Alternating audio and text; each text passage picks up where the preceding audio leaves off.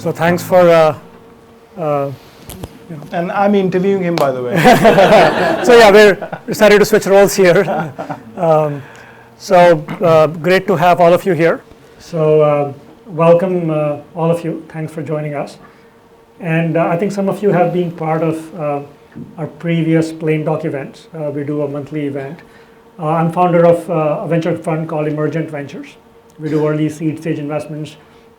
We're very people-centric in our view. We tend to back founders who we think have deep expertise, who have a lot of passion, who have great balance, and are looking to make a big impact. And we work with them from the beginning in terms of shaping the vision, shaping the product, and helping them get to product market fit. And as part of that journey, we meet lots of interesting people, and so as part of this, we invite an entrepreneur whose journey is inspiring, and look at both sides of the coin. Look at what were some of the activities they did, and what was their inner journey, which was, I think, even more fascinating.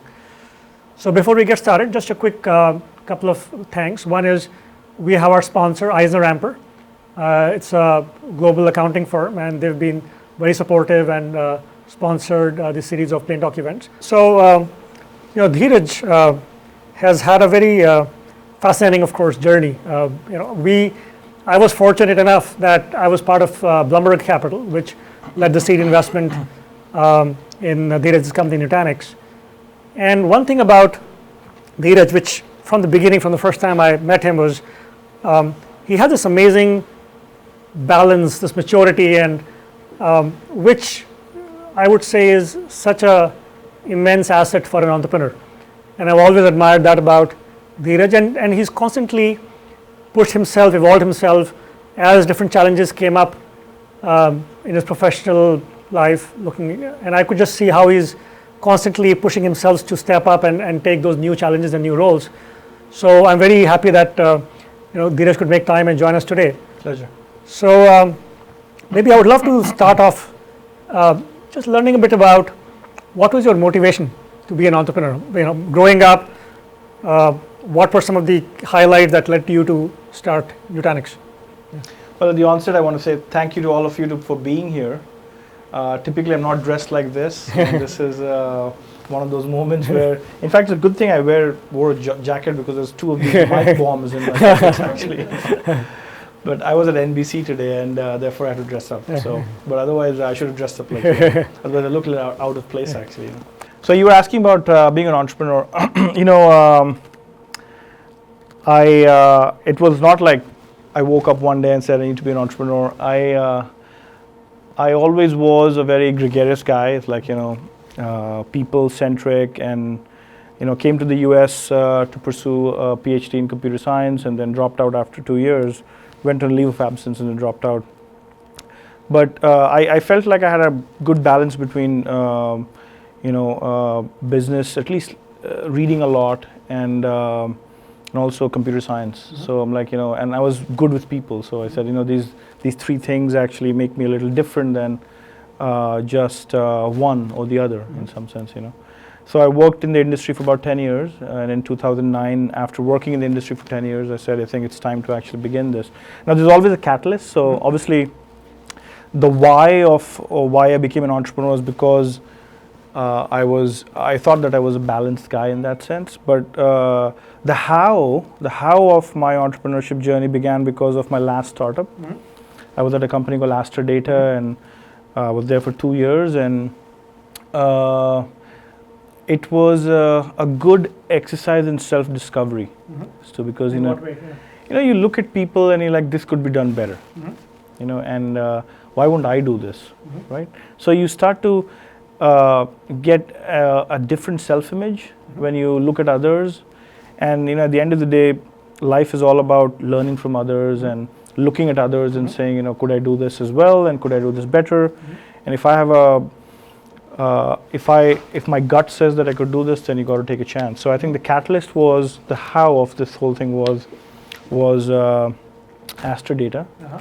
and in every which way actually, because I quit Oracle before that, and because Astor said, you come and run engineering at this little company that was trying to compete. How many people were there around that when you joined Astor? When I joined Astor, it was about 11, 12 people. Okay, wow. So I was kind of the 12th guy in the company. And so anyway, I saw that for a couple of years, and I think having done a lot of distributed systems before that, so in terms of the core foundation, my first startup was, or company that I did a job for, was Trilogy Software. Okay. And I saw a lot of excesses.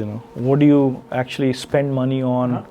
There was a hype in '99 when I came out of school, and that hype was, and I knew it was unsustainable, because within a year I literally drove from Texas to California to join a startup here, and there was another hype here that was going on that was more attractive to me, and that bubble burst in within a year. But again, I was a startup here as well for 3 years, and learned again what not to do, because that company was built, very top down with lots of executives and things like that. But I think some great lessons in what not to do. And then I went to Oracle for about 4.5 years, and then Astor Data. Got it. And how did the founding team come together? We knew each other. We knew each other. So Mohit and I knew each other from Zambil, which was my first job in California, and Ajeet and I knew each other from IIT Kanpur, which is where we went to undergrad school for. And then once you've and then we were all together at Astor as well. Okay, so that's when, and all of you felt you want to do this together. And then when you made that decision, you're pursuing Nutanix, this idea, help us live that journey. What was sort of that early days? What were some of the challenges? What were some of the uncertainties you had to grapple with? So I'll take a step back to 2008. And there's some really seminal moments in that 1 year that we were still at Astor, but we were struggling to figure out how to do that company better. So what had happened in 2008 was that the company's thesis, Astor's thesis, was it was developing some cracks, because the company was formed in 2005, and they had basically figured that, look, we can go and beat these hardware companies with the software that's going to run on commodity servers. And then by 2008, this open source movement was beginning. It was called Hadoop, and it was a different way of doing things. It was not using SQL at all, and Astor was a SQL database running on a cluster of commodity servers and so on. So I think along the journey, when the company was still about 15, 20 customers, relatively small number of customers, 2008 financial crisis happened. And there was 2 or 3 things that were coincident in that company that created the stress even further. So once 2008 happened, one of our investors, Sequoia, came out with this thing called Rest in Peace Good Times, if you remember, in 2008. I don't know if you remember RIP Good Times deck that was.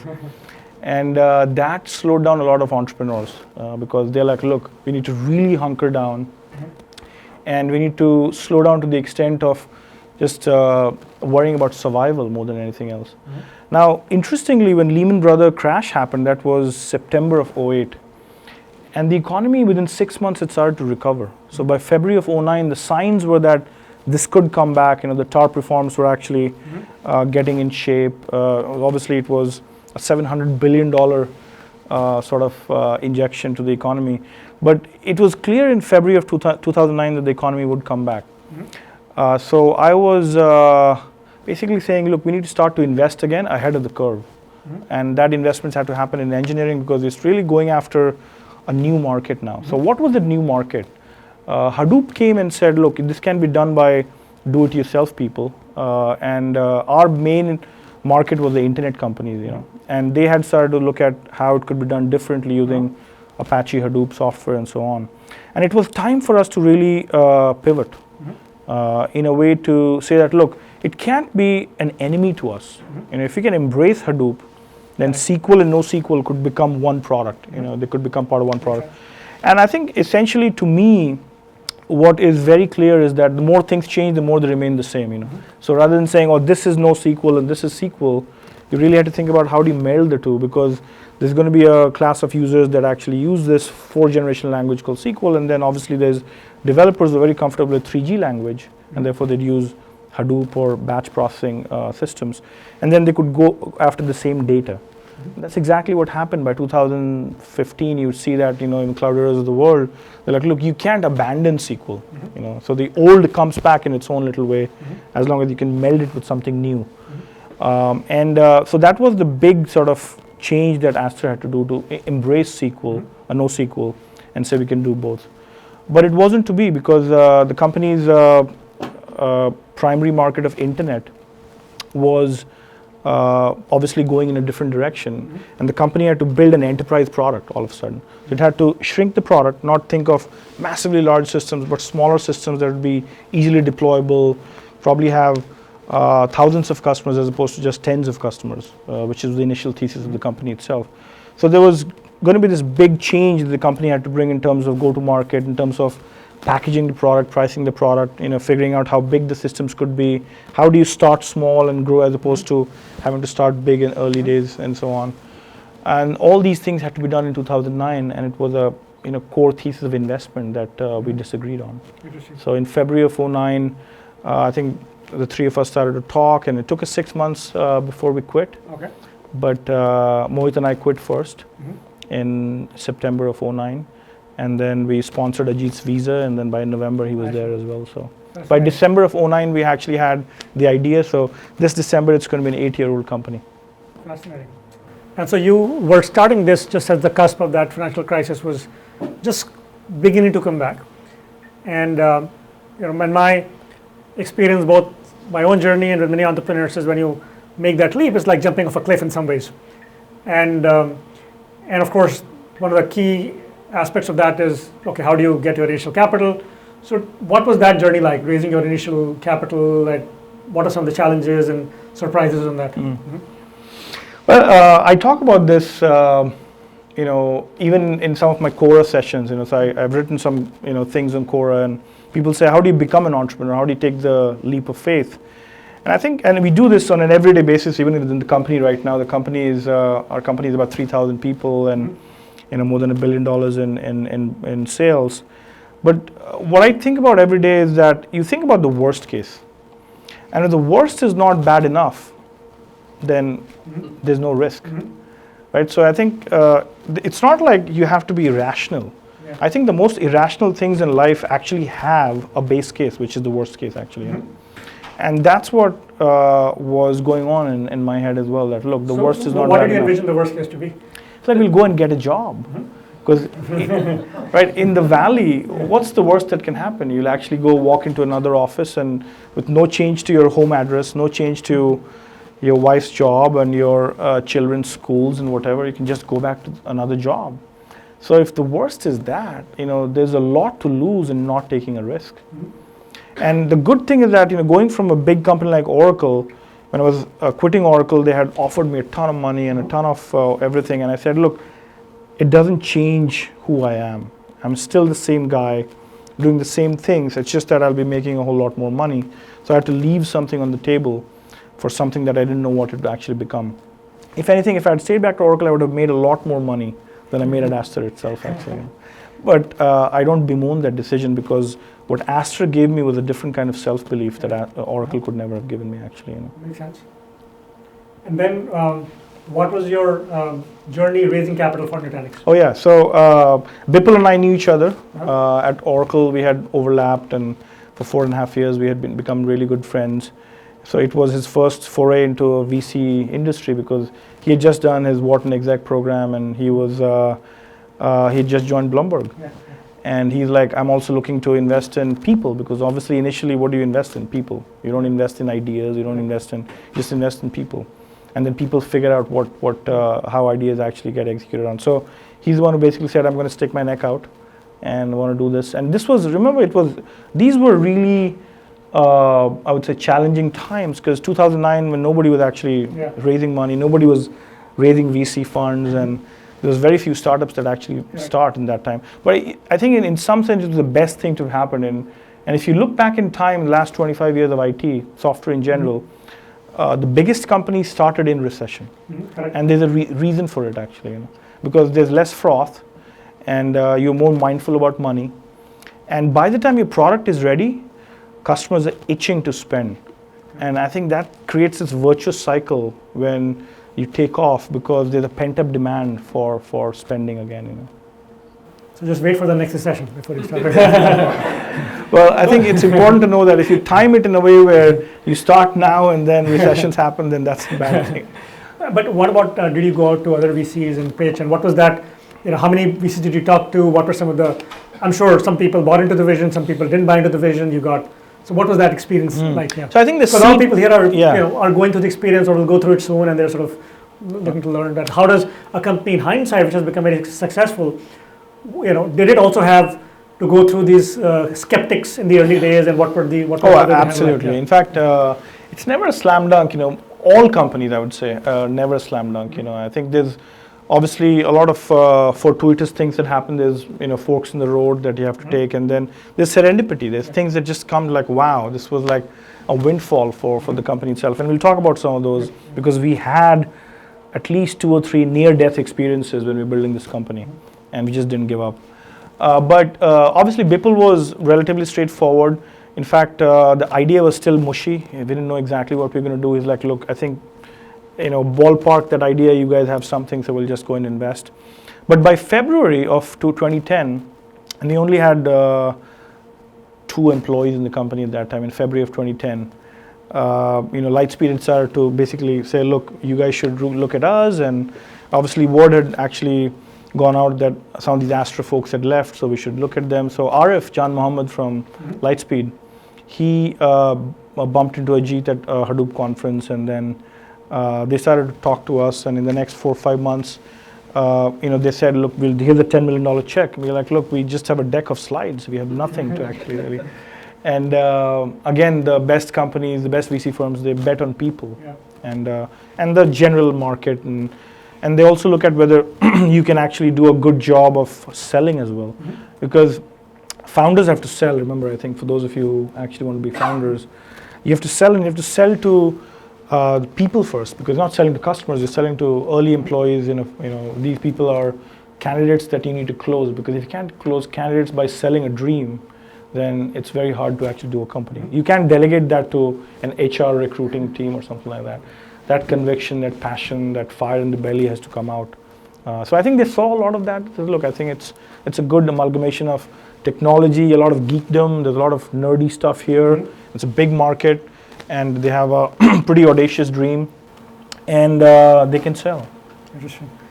So I remember when at Bloomberg, when Nutanix was raising its Series B seed, and sometimes even internally it was a little bit of a disbelief. You almost thought, it was a great company, great team, but it's the way people are seeking, and in terms of valuations, other things was quite fascinating. In fact, we were very fortunate. I think our first round was like a 38 million post, and the second round. In fact, when Vinod came in Series B, the product had not launched yet. It was still pre-revenue. Pre-revenue company, and we were like, oh, we need 140 posts. He's like, are you kidding me? Like, you have a $0 revenue, and you're looking at. But he was one who actually said that we should do it. And of course, we have not disappointed him. In fact, I'm sure he's made like 30-40x of that initial investment and so on. So I think in talking about VCs and such, we were a little fortunate in Series A because there was a conviction that Ravi had. He said, look, this is a pretty big market. They seem to know their stuff, and they can go close early candidates, and they can go close some early customers, And that's how we started. But we were relatively slow in spending, which is actually a good thing, because many companies that actually think that they have a product market fit, they don't realize they don't. So it's sometimes very easy, very tempting to get to 5 million a quarter and think that it's there. But I think there's something else that you need to actually test, and this is going back to the gut of entrepreneurs to say, do I see a repeat business come from existing customers? Because if you're not getting repeat business from existing customers, your cost of customer acquisition is going to be really high. And until you get that signal that, look, this thing is not niche, it's not just 10 customers, I've been able to see this across 100, and these 100 are giving back in terms of repeat business, then you go and spend the way you do actually. So when Vinod invested in us, it was August of 11, and we were still 35 people. So we had grown really deliberately slowly. And we had launched the company at VMworld 2011. We had flown the entire company of 35 people to VMworld. And we were still, so Ajeet left in December, January. We were still 60 people. And then Mohit left a year later in January of 2013. We were still 120, 130 people actually. You know. So still a relatively small company, even in 2013, because we were still testing the product market fit, understanding the repeat business patterns and things like that. But in April of 2013, we were 160 people. And in April of 2017, we were 2,800 people. Wow. So we basically added a whole bunch of people in the last 4 years to make the company like 20x bigger than it was early on. And so on. It's very fascinating, of course, the number of people that you had to hire. So tell us a bit about that. How do you, in terms of build the right culture in the company, how do you hire the right talent? What do you look for? How do you ensure other people in the company are looking for those traits? How do you do that? Yeah, I mean, it's probably the toughest thing that you'll do is to, first of all, look out for the best. And we're still getting better. I don't think we are where we should be. I keep telling people that the best companies, there was one thing that they do well is talent. You know, they manage talent well, they nurture talent well, and they hire the best actually. And of course, you have to go and make sure that they actually work well with each other, because you can only have so many type A's in a company. But I think we were good at hiring. I think, and of course, success begets culture. So you know, the fact that so if you think about what we did in our first fiscal year, so we were August to July company in terms of fiscal. We did $7 million in our first fiscal, and we did 51 million in the next fiscal, and then 151, and then 340. So small rounds. Yeah, I think that also attracted a lot of good talent itself. But the real issue is how do you manage the tensions within? Because it's never easy. I mean, I talked about all these highs and lows, and everybody goes through highs and lows in life, and companies are no different. You know, went through 2 or 3, 4 of them actually. And there's some tough ones, like, you know, what do you do with this person who's good, but they'll stink the culture? And these are tough moments actually, and you need to have a lot of courage and audacity to say, look, you have to do it right by the company, not by an individual. And these things are struggles for companies like us even today. It's like, what do you do about thinking about the whole rather than the individual actually, you know? And you'll go through those kind of people along the way as well to know, like, what do you do about this? And it's not easy to answer, because there's short-term decisions and long-term decisions. And you're always balancing short-term versus the long-term itself. I think culture-wise, so we have like these 4 H's as our values, you know. 4 H's. H's, yeah, I think, and we came to them like 2-3 years ago. But like, who are we really as a company? What's our identity, and what are we really good at? So we said we are hungry, we're humble, we're honest, and we have some heart to work on, you know, social responsibility and things like that. Now we're, you know, hardly perfect in terms of, you know, things like hunger. We can be even hungrier, and we can be humbler. I mean, if you ask VMware, we're not a humble company. But I think what we say is that at least we have to be humble to our family, and the family is employees, customers, and partners. So nobody in the employees, customers, or partners can ever say that Nutanix is not a humble company. Our competitors keep saying that you're an extremely cocky company, extremely arrogant about you know, what you do, how you build, what you build, and so on. But they don't belong in the family. The competitors of the in-laws. Yeah. Well, it's very interesting. It's very interesting you say that. Very interesting you say that actually, because you know, our CMO, like maybe a year and a half ago, you know, we were talking about, so he came to launch our .next user conference, and he was on the stage, and we were talking about VMware, and then all of a sudden he's like, yeah, it's like VMware is like our mother-in-law. You know? Like, at the end of the day, we don't not like them, but it's a different kind of love. So anyway, I think the culture, the other piece that we did really well was to not blame people when things happened, because we went through a couple of these, as I said, near-death experiences, and we didn't try to find give us an example answer. Of those near-death experiences. Yeah. So obviously in 2011, So we had a thesis. The thesis of the product was this is going to work on top of a hypervisor, because what were we building? We said, look, whatever happened with Apple, and Android, is that a lot of these hardware devices became pure software, running on an operating system called iOS or Android. So things that were pure hardware, that were single-purpose devices, became apps on an operating system, right? So, so there was this phenomenon going on in our personal lives. And then obviously we started to see that Facebook, Google, Amazon, they're not buying proprietary devices. They're not buying big boxes. Right. They're buying commodity servers and they're putting software on top. And that's how the new architecture was built. So you look at these two things and you say, and of course in the enterprise, Hadoop was emerging on the fringes with this new architecture where it didn't have these proprietary boxes, EMC, NetApp, and things like that. So there was none of that proprietary stuff. It's all commodity servers and software on top. So then you try to connect these, like, look, there's something that's happening in our personal lives where hardware is vanishing. It's all becoming software apps running on a common converged experience called iOS or Android. And then obviously the big guys are not buying big hardware. How about we take the big guys architecture and bring it to the enterprise? So what does it mean to bring it to the enterprise? I think the idea was that we had to make this new architecture, which was a shiny thing that Facebook, Google, Amazon were running. We had to make it relevant in the context of the enterprise, which means that entire legacy apps for the last 20 years had to run on this new architecture, which means that nothing must change above us while everything could change below us. So, and that was a big design constraint. That look, if we have to make the legacy apps of the last 20 years work, then we have to provide a facade of a single system. And the facade should actually tell everybody above us, look, nothing has changed.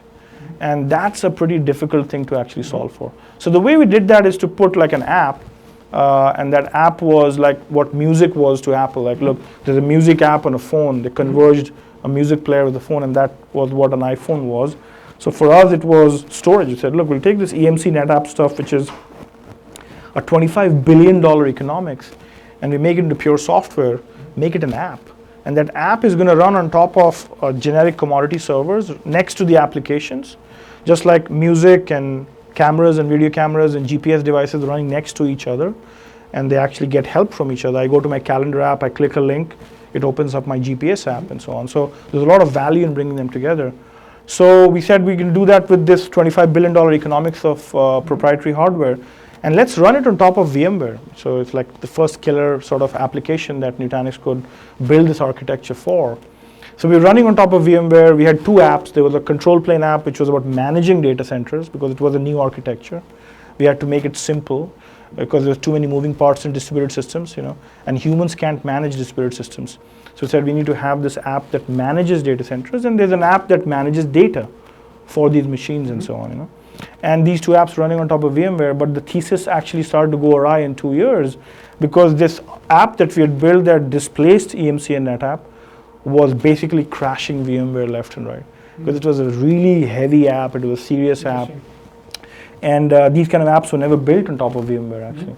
So VMware was, imagine a $20 billion company in valuation or 30 billion or whatever the valuation was. They were probably doing like 3-4 billion in software, and they were not ready for an app like ours.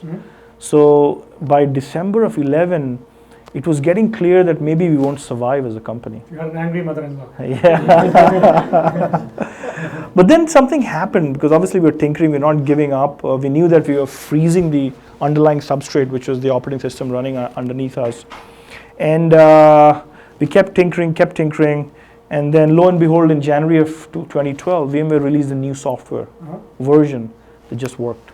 Interesting. And remember, by this time we had launched the company, we'd gone to VMworld, we'd gotten the Best of VMworld award for this product. And the product was not even production for like another 4, 5, 6 months. And we started to sell in November of 11, so when the product was still like extremely dicey and so on, But I think the advent of that new software saved this company. Now, something else happened like another 2 years later.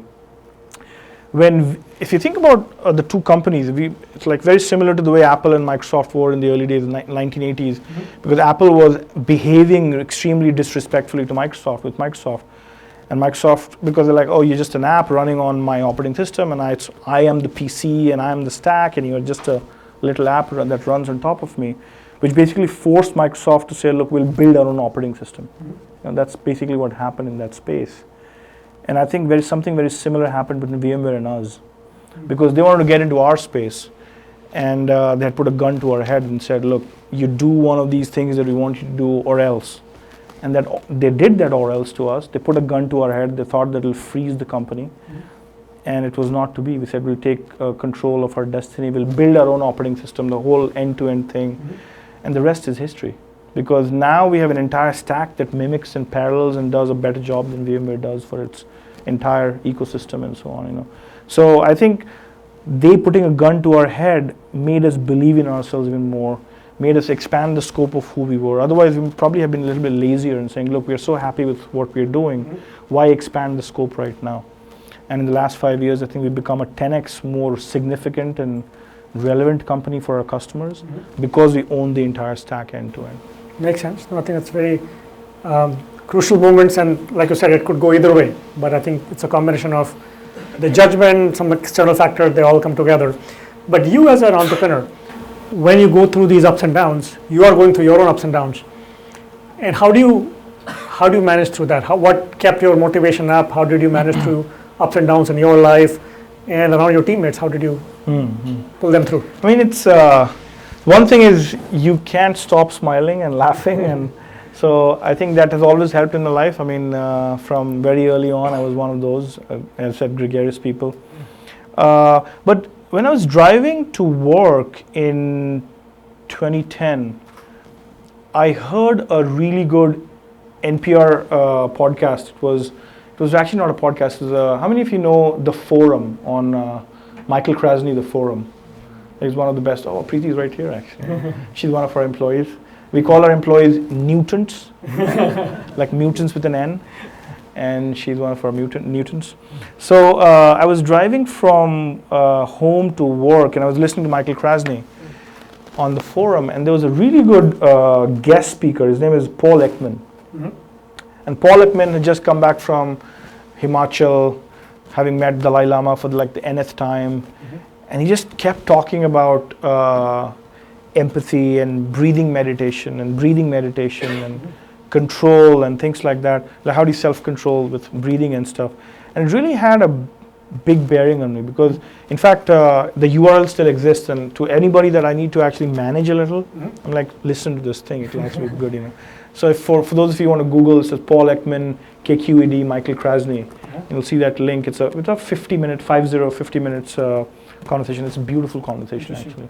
The way he talks about what it means to breathe and how do you breathe well and so on, So I think, I use a lot of that. So you started to practice the breathing meditation. Yeah, and then you have to do it, because one thing about breathing is that you can do it while you're in a meeting when nobody is noticing you, actually. Right? I think because you're about to answer and it's going to completely set the whole room on fire because what did you just say? Because you're being self-righteous, you're being, phony or whatever. So I think it helps a lot to breathe, to take a step back, because it helps you have to be mindful. I mean, the word mindful actually is another very precious word, and breathing makes you mindful. I think I have, and whenever I feel a little weak, I just say, look, you just need to breathe a little, this kind of stuff, And now in 20, so obviously I read quite a few books and stuff. So in 2015, I bumped into this person. His name is Mike Robbins. How many of you know Mike Robbins here? Anybody here? Yeah, Preeti knows because you better know Mike Robbins. Yeah, so Mike Robbins came to our office. And Mike Robbins is a really good TED talk, so TED speaker. And he's written some really good books on appreciation and authenticity. So the word authenticity actually, according to him, and again, I'm one of his biggest spokespeople actually, the way I talk about authenticity. For him, it's a formula. He talks about, how it's a continuum of, on the left is phony people, dishonest people. On the middle, he talks about honest people. He's like, honesty is in the middle of this continuum, which is very counterintuitive to say that we are not good enough if you're honest, actually. So he talks about how you need to remove something and add something to make it authentic, which is basically the epitome of a character. If you want to be something, be authentic. And he's like, you have to take out self-righteousness and add vulnerability. So the word vulnerability is like really core to this whole idea that, look, whatever you say, whatever you message and position and write in your design docs or PRDs or your decks and so on, if it has that element of vulnerability, which basically says, look, here are the things that I've not thought through, or here are the things that where it might go wrong, it actually is more sellable. As opposed to, no, there's nothing wrong in this, it just works. People are like, well, you know what, it just doesn't gel well. So I think this idea of honesty minus self-righteousness plus vulnerability, I've really tried to embrace and internalize, and I think about it every day. You know, am I vulnerable enough when I say something or when I do something? I mean, in a board meeting, you have to be vulnerable. You know, one of the things is culture of the company. You know, a lot of entrepreneurs struggle on this, which is like, oh, the board is them and we are us, and we have to do this versus do that versus, you know what if it's one team actually, you know?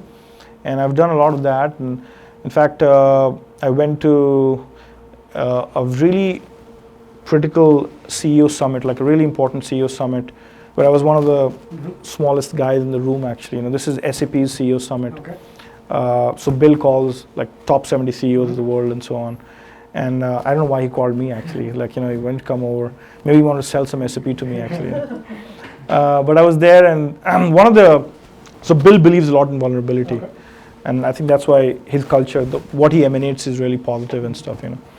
So he brought this person called Jerry Levine, okay, who took this Time Warner AOL thing together. He was probably one of the biggest CEOs of his time, Time Warner CEO, HBO founder, Time Warner CEO. And he was the one who, you know, engendered the merger with AOL. So he was talking about his story of how, I mean, he would never even stop to talk to people because like, what's in it for Time Warner or AOL? Because, you know, so tell me about 10 seconds, no more kind of stuff. So like, I didn't have any time at all to think about anything but business. And the board makes you feel like you're impregnable, nobody can touch you, you can do no wrong. That's what boards want you to be as a leader and so on. And he just, so he was 77 when he was talking, and you know, his hand was shaking because he had, I think, Parkinson's at 77. So he was really vulnerable in his own way, and he talked about vulnerability in a beautiful way. He talked about one of his personal stories of how when he was still the CEO, his son was shot on the streets of New York and passed away. And the cops came and knocked at the doors and basically gave him this news. And he was going back in time to say, I don't know what I was thinking, because the world makes you look so much bigger than you are. I was back to work within 2 weeks. It didn't give me time to mourn my son's loss. And he was talking about the story, and all the CEOs in the room were crying. Just powerful, unbelievable stuff. And it all came down to this word vulnerability. So as a company, we embrace, and at least personally, I embrace a lot of this word vulnerability. And in fact, there's for those of you, I don't know if any of you know about Brené Brown. She's a powerful, powerful TED speaker actually. And we're getting her, we're signing her on. So she talks about vulnerability and how vulnerability is courage, and courage is how you actually drive behavior and things like that. So how do you cultivate that? How do you cultivate that within yourself and move to right of the spectrum? Well, you read about these things, and then you make these, like, you know, with Mike Robbins and Brené Brown, we have spent a ton of money because they charge a lot to come. But then you know it's a value. Vulnerability is not cheap. Yeah. Yeah, it's not actually. Yeah, it's not facile. It's not easy to get actually. But I think you encircle yourself with people who value these things, and you know that company building is not just product and technology and revenue and dollars. Eventually, it's people, and it's war stories. You know? So how do you really go through a war when you don't have courage and when you don't have the authenticity to actually drive your troops to say, look, the highs and the lows are part of life and things like that. You know. Fascinating. I think a lot of what you said resonates so well with my own experiences working with so many entrepreneurs. You talked about initially meditation, and so that breathing meditation.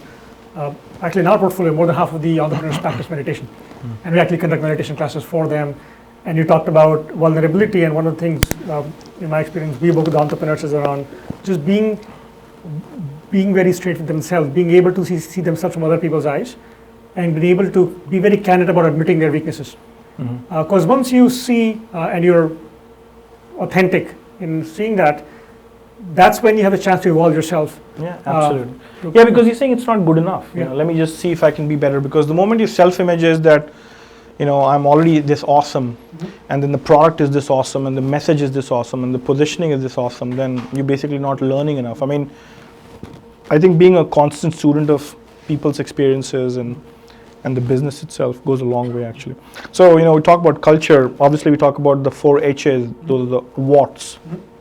Hungry, humble, honest, and hard, which is again a journey. I don't think as a company, we're barely there yet. But then I'm like, what is the how? How do you get to these what's? And I've come up with my own 4 A's, with 2 of my favorite authors having the 2 A's. So one is ambition. It's a simple thing, but ambition without attention to detail is meaningless. So attention to detail is the paranoid side of an entrepreneur. Attention to detail is the paranoid side, because things will go wrong, so I better go deep and deep and deep and deep and drill. And ambition is the optimistic side, I think I can do this, and I can, be this David in this David Goliath thing. I mean, we are the David, VMware is the Goliath in some level, And in fact, we are as big as they were 10 years ago. Same valuation, same revenue in software, things like that. It's eerily similar. The question is, can we become 10x bigger? Is the big question for this company. So ambition, attention to detail, really virtuous cycles if you do them right. But then talk about authenticity as a spectrum. There's a 4th one, which is an equally similar parallel to authenticity. It's called anti-fragility. I'm sure you've heard the book Anti-Fragile. How many of you heard the book Anti-Fragile? It's a great book. Anybody heard of Black Swan? Yeah. See, so the same author, his 3rd book is Anti-Fragile. And it's, you just need to read the first 60 pages, because Nicholas is actually a pretty complex writer. I'll say that on camera. And in fact, I met him, we called him to our .next conference in Vienna. And he gave me a reason why his books are complex, but we'll talk about that. But the first 60 pages talks about a similar spectrum to authenticity. In fact, the parallels are eerie again. So he says left of the spectrum is fragile systems. You drop a cup and it breaks. The middle of the spectrum is resilient systems. So you're like, wow, just like honesty, resilience is not good enough. Because resilience means that you go back to your original state after a shock. And anti-fragile is when you actually become better with shocks. So our bones are anti-fragile. You apply more pressure, they get stronger. Our immune system is anti-fragile. You experience one of these diseases, and then all of a sudden you learn about wow, next time I can be better at this, and so on. So the question is, can you build a company that's anti-fragile? Can you build personalities and people that are anti-fragile and so on? And that's kind of another big journey of a lifetime. And it's very similar, because what vulnerability is to Mike Robbins, shocks are to Nicholas Taleb, actually. Yeah, these 4 A's I'm always thinking about, because the moment you see a shock, then the question is, can you learn from it and can you get better, as opposed to going and really going deep and having this thing of sorrow and giving up on things and so on. What can you do to really learn from things? And how do you implement this in your life? What is your regimen in terms of, how do you balance across health, fitness, family, and how do you bring all of this into a 24-hour window? So I'm not very good at it, I'll tell you that. I can tell you that sleeping helps me a lot. Anybody here who doesn't sleep? Well, I can tell you that, I mean, as an entrepreneur, if you're that stressed, you need to sleep, because at least your brain has to recover. If your body cannot, your brain at least has to recover, because that's to me at least, personally, because I wake up and I have clarity. I wake up and I have courage. I wake up and I feel like I can go do whatever. So I think I would recommend you folks should sleep if you're that stressed. Now, I don't work out, although it looks like people are like, oh, you're looking fit. I'm like, no, you haven't seen the within, actually. So I don't work out, and I'm not very good at, now, family-wise, my wife, I'm very fortunate to have a wife who has been really, been balancing all this stuff. I mean, in fact, all our kids, we have 3 kids, and they're all born after the company was born. And I was saying that's people will be based on. You have 3 kids during the startup. Exactly. But that's the other thing that, so yeah, in fact, we conceived our first child in the first month of the company, actually. So our first child was born. He's 7 this October. You're just trying to be anti-fragile. Probably. And then we had our twin girls 3.5 years ago. And it's not easy, actually, I can tell you. And I travel a lot. I put like 250,000 miles every year. I've been to like 50 countries in the last 2 years, and it's a lot. It takes a toll on your family as well. But I think my wife has been really, really good, and my son as well has really been understanding and stuff. I'm not the best of fathers. I'm not the best of husbands, but I'm trying to get better, actually. I mean, obviously, whatever time I can spend on the weekends, and sometimes when you have to go to Asia or Europe, you have to leave on a Saturday or a Sunday. I think we lost him. Looks like it's telling me to. Audience questions? I would love to open it up to the audience. Excellent talk. I was wondering, being so humble the way you are, how do you deal with conflicts and tough decisions at work? How do you really? Yeah, I think, by the way, I shouldn't say I'm humble. I think at the end of the day, I try to be. But I need to be humble with the have-nots. I think it's very important. I have this sort of duality in my brain that for the have-nots, you have to be extremely humble. And with the haves, you have to be extremely demanding. Because, you can't run a successful company if you're just being nice. Being nice, you'll get crushed. And you should learn this sooner. A lot of entrepreneurs and leaders like being liked. And if you go down that path of being liked, you're pretty much a company after 4 or 5 years, you'll have to fold. You have to like being respected. There's a big difference between like being liked and like being respected. And it's a constant struggle for me on an everyday basis, because you know that at some point you have to be fair to the company, and then also at some point you have to be fair to the individual. And there's no right or wrong answer in these things, actually. But again, I go back to say, am I being too self-righteous? Am I being vulnerable? Do I have the empathy for the other person? But do I also think about the company? Because you can err on the side of the individual, and then the company will suffer. You err on the side of this faceless thing called the company, and individuals will suffer. So it's a really fine line about being liked by individuals versus being respected by the company, actually. It actually gives me an idea. Facebook should have a respect button on their. Yeah. They get more direct feedback. Maybe with a different symbol or something. Hi, I have a question. You were talking earlier about the inflection points when VMware was there in the early days of your growth of your company. And you talked about how they had a certain culture or a certain perspective, and that outlook, their outlook then affected the way you saw things.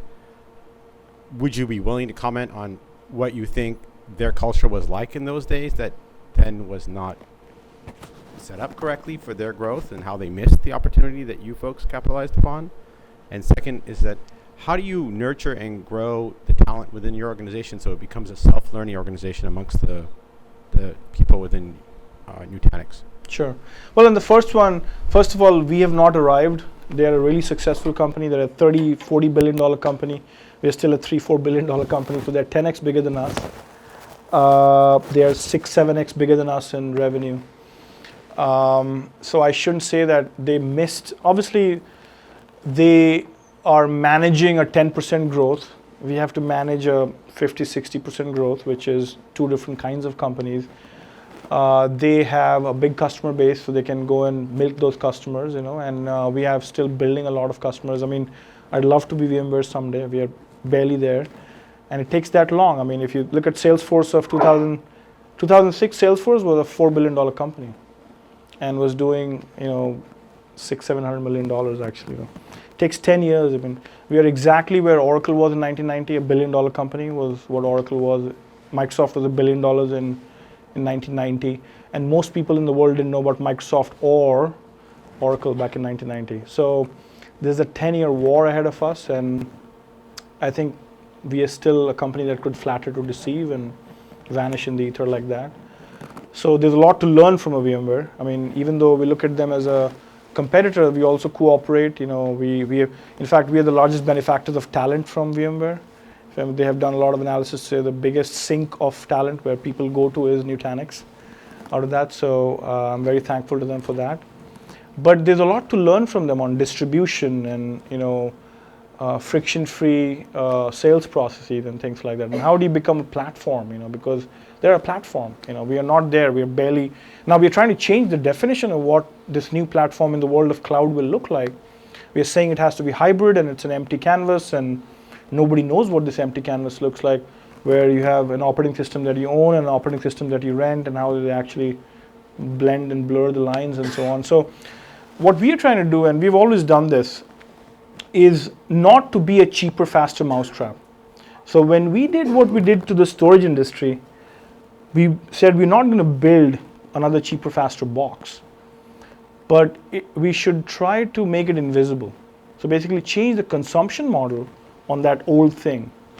And then same thing with VMware, we're saying, look, we need to change the consumption model of VMware as opposed to try to be yet another VMware, because they already have a big base, and why fight on their turf? Let's change the turf if we can actually. And that's what we've been trying for the last couple of years. People get it. They're like, look, I shouldn't pay for all the software that VMware charges for, and it should be invisible, and if anything, you should abstract it out. And I think in the next 3 to 5 years, the same thing will be true for the cloud as well. The cloud will become a means to an end. The question is, what does it mean to make it a means to an end? How do you make it invisible? How do you abstract the cloud?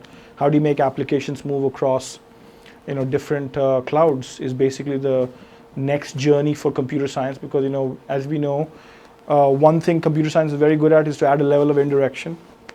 And we added that to storage, we added that to virtualization. Now we have, next 5 years, we have added that to cloud itself.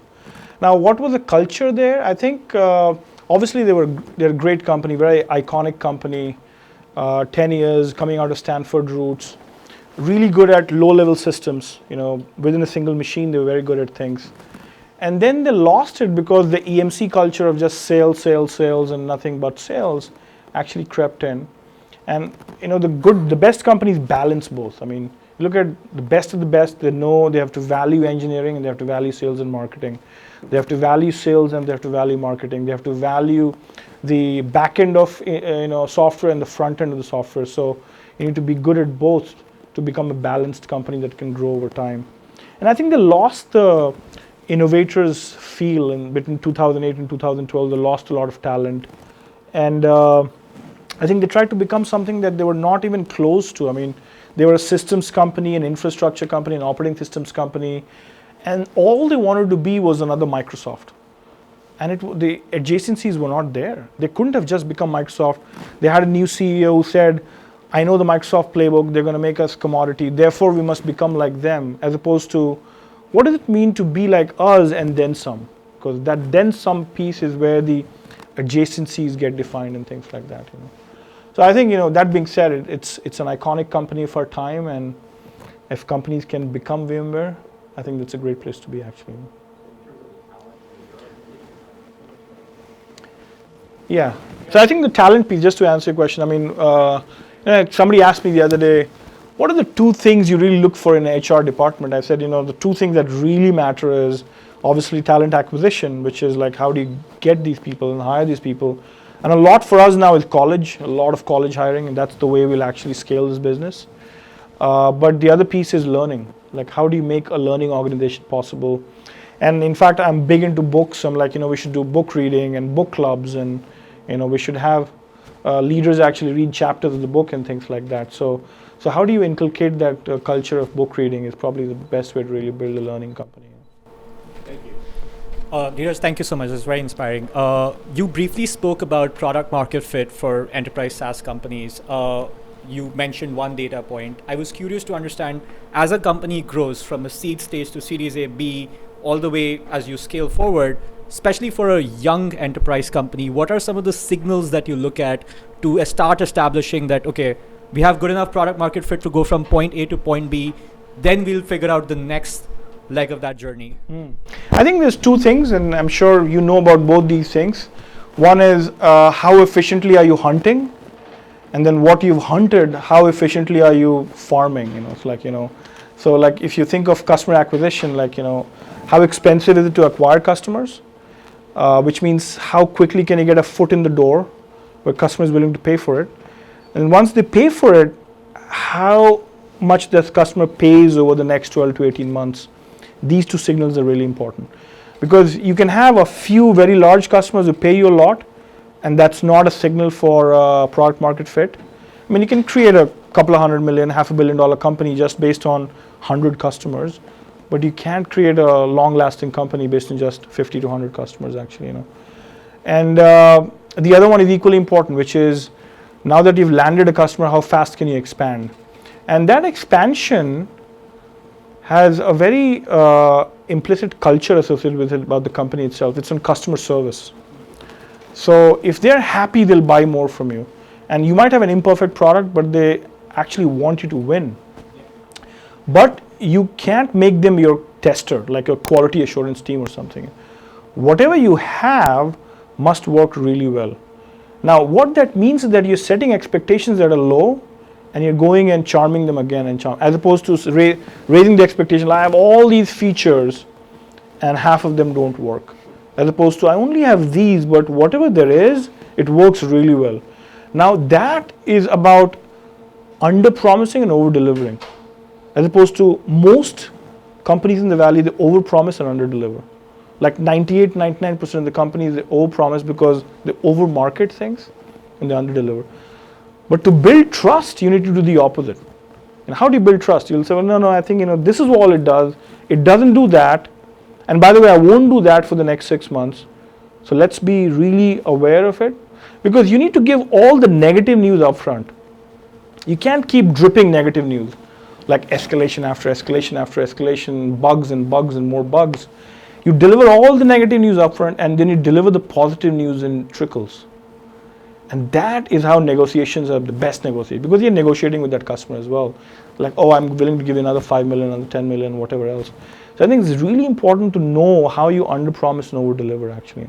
And as you say no to things, the folks who are the early adopters will raise their hands, as opposed to the ones who are talkers. They talk a lot. They're like, no, build all this stuff and I'll buy. And you come back, build all that. No, but you're still missing 4 of those things. So it's really important to know that you're talking to a buyer who is a walker or a talker, right? And you need to really make that clear. Like, look, this is a talker. And to move on to walkers, will say, no, I like the things that you have, and let's try to build a relationship. I'll pay you a little, but I'll pay you a whole lot more if I see all the things coming out. Does it make sense? Yeah, thank you. Hi, Dheeraj, you alluded to people in the tension between people and culture. You didn't go into the details. Were you referring to quote brilliant assholes, or there's some more nuance to? Yeah, I think, and there's a whole spectrum actually. There's very insecure people who actually think that they know it all, and then they're not vulnerable enough, and so on. So inauthentic people, basically phony people. There's a lot of people. There's a whole spectrum in authenticity in that sense, actually. And it's a big struggle in the short term versus the long term, actually. Dheeraj, can you expand upon your evolution as a leader, from leading 2-people company to now 3,000 plus? Wow, that's books, a really mentors, self-reflective question. I don't know if I can do that myself, but all I can say is that every day I wake up, I feel like somebody will crush us, and from what we have right now, it can get lost. It's very ephemeral. Success is very ephemeral, and that I don't know enough. So what can I do to read more? I read a lot. Yeah, books and New York Times and the Journal, and I relate a lot from other parts of life to things that we do in technology and business and things, because again, the more things change, the more they remain the same, as opposed to, oh no, that's business and that's life. And one of our thesis right now is about why will computing be hybrid? Like, well, that's how we consume cars. We have Uber, and we have rental cars, and we have leased cars, and we own cars. It's not like because of Uber we stopped owning cars. So computing is going to be very similar. We'll rent computing, we'll lease computing, we'll own computing, and then the question is, can you build a fabric that makes it easy for things to be moved from one to the other? I mean, housing is like that. We rent hotels, we go and have corporate housing, and we have apartment leases, and we have ownership of homes, and they all coexist, and there's vacation rentals in the middle. So there's a whole continuum of consumption, and why should computing be any different? So I think every year what I'm learning is that I can relate to life better, because business is life and life is business. You can't say business is here, life is here. So it helps me become a better product manager in some sense, because obviously there's a lot of unknowns in product, but the more you say, but isn't that what happened there? So if it happened there, why wouldn't it happen here? I think it helps me a lot, actually. Last question. It's me, actually. Okay. So I'll follow up on the question, gentleman in the back, about the culture. You have mentioned that company's culture was all about the success. That is how you build company's culture. But how did you manage company's culture in the rough times? Which kind of steps you took to make it successful still? Yeah, and I think we've gone through a lot. I mean, we filed for our public offering in December of 2015, and we had a 9-month public S1, and we were not a public company, even though we were releasing our numbers every quarter, because the oil crisis happened, and the Saudis started to sell a lot of stock, and then the China crisis happened in April of 2016, and then Brexit happened in June or July. Looks like you voted for it. Yeah. But I think these crises actually kept postponing us for 9 months. But we were very transparent. I think the best thing you can do is to be transparent, which is, basically the honest piece and the vulnerable piece. If you look at what's transparency, it's being honest and being vulnerable at the same time. I think we were that with the company, and most employees really understood that, look, it's not about us, it's about the macro environment around us and so on. And I think that's the best. Invoke authenticity as a word, and try to look at the 3 pillars of authenticity and think of those things, and talk about this to a mass audience of people, and people really appreciate transparency, actually. Last question. Maybe one final burning question. Burning. There's one, the lady also had a question. So, Dheeraj, could you talked about your initial fundraising. Could you share how did you get your initial customers? What strategies you followed? I mean, in the enterprise market, it is always hard. It's a lot of hustle, and there's no formulas, by the way. But I mean, as you know, I think Bloomberg actually, so the first customer of Nutanix was when Bruce Tarragon picked up the phone and talked to a law firm in New York, and he said, "You are basically taking this product. I don't care why." And the other side, the CIO was like, "What? No questions. You got to try this thing because it's." And I think it was really, I remember it. It's very visceral, it's very vivid in my memories right now. Whenever I meet Bruce, I'm like, "Bruce, do you remember that?"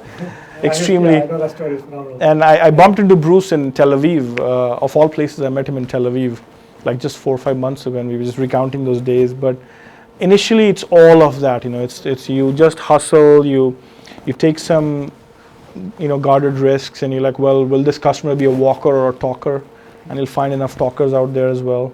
But and within 3, 4, 5, there'll be some patterns that start to emerge. 2 is a coincidence, 3 is a pattern. So you start to connect the beads like that, and the rest becomes true, actually. Great. Dheeraj, I have a comment. I love that learning is a key theme across the entire discussion. One of my favorite philosophers, Krishnamurti, said to learn is far more important than to know. But I ask people, can you give some tips on unlearning? And most people run because then people's ego gets involved, So can you tell us, guide us? I know there's no right answer. If someone can give a real tip, then we should run from that person. But what do you think are ways by which we can embrace unlearning to learn clear mind for new perceptions? The first unlearning is to forgive and forget. Wow. And if you have so much crap in your head, you will forgive and forget many things, actually. So a lot of times people are like, hey, remember that thing that... I'm like, I don't even remember any of that stuff, So I think to forgive and forget is the most important part of unlearning, because otherwise the people relationships go awry. And then, again, coming back to things that you believe, again, I'm thinking about the word self-righteous, like, well, I know that's the way it has to be, because context change. When context change, knowledge becomes stale. So I think it depends, like every year the company's context is changing. Our landscape is changing, our customers are changing, our workloads are changing, the expectations of investors are changing. So as long as you keep thinking that, look, it's a moving target, so how can I apply the old knowledge to this new problem? That will basically tell you that you need to actually refresh your everything from there. You know. Well, on that note, I'm embracing stillness because it's such a profound answer that nothing else remains to be said. It's a spiritual experience. I'm really excited that we could create this shared experience together. Again, Dheeraj, thanks for joining us. I think it's very kind of you to make some time, and I think a lot of what you said, I hope many entrepreneurs here would implement that, and we'll see the results in the next 10 years. Yeah, good luck to everybody who's starting a company. The worst is not bad enough. Go ahead, actually. Thank you. Okay, thank you. Thanks again. Thanks for joining us. Wow. Thank you.